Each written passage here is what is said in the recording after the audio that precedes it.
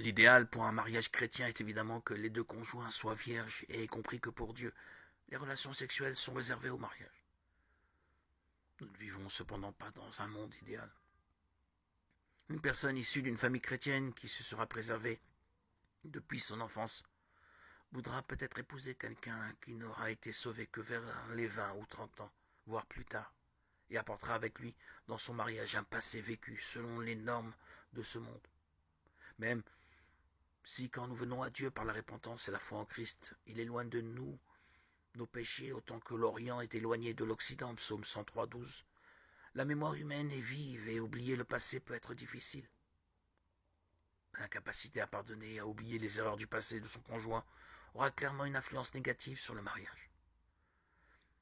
Avant d'épouser une personne ayant eu une vie sexuelle dans le passé, il est très important de comprendre que le pardon et le salut sont une grâce, c'est-à-dire une faveur, un don non mérité.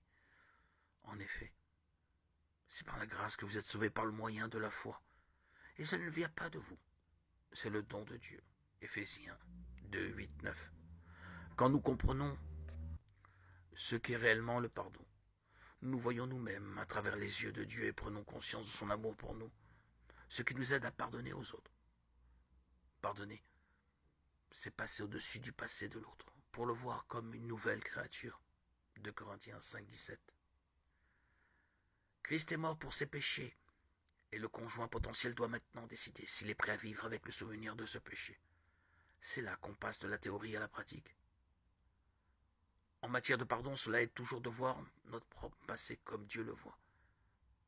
Le péché sexuel est une offense contre lui, mais pas plus que le mensonge, la tromperie, les pensées mauvaises, le tabagisme et l'ivrognerie, l'impatience, l'orgueil, le refus de pardonner. Qui d'entre nous est sans péché et peut jeter la première pierre?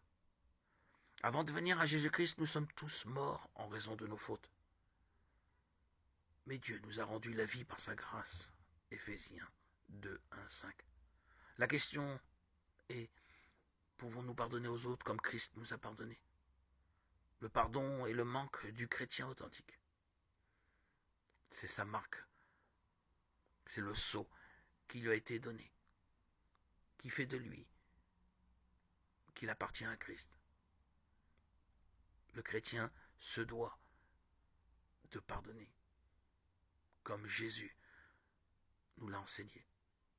Jésus a dit que si nous ne pardonnons pas, Dieu ne nous pardonnera pas non plus. Matthieu 6, 14, 15. Il ne voulait pas dire que pardonner aux autres permet d'obtenir le pardon de Dieu. Nous savons que nous ne sommes pas pardonnés que par la grâce de Dieu. C'est la grâce de Dieu qui nous a permis d'obtenir le pardon. Car nous sommes pécheurs par notre nature charnelle. Un cœur qui pardonne manifeste par là que le Saint-Esprit demeure en lui, tandis que le refus de pardonner caractérise un cœur endurci et non régénéré. L'Esprit Saint ne peut se reposer, résider dans cette personne.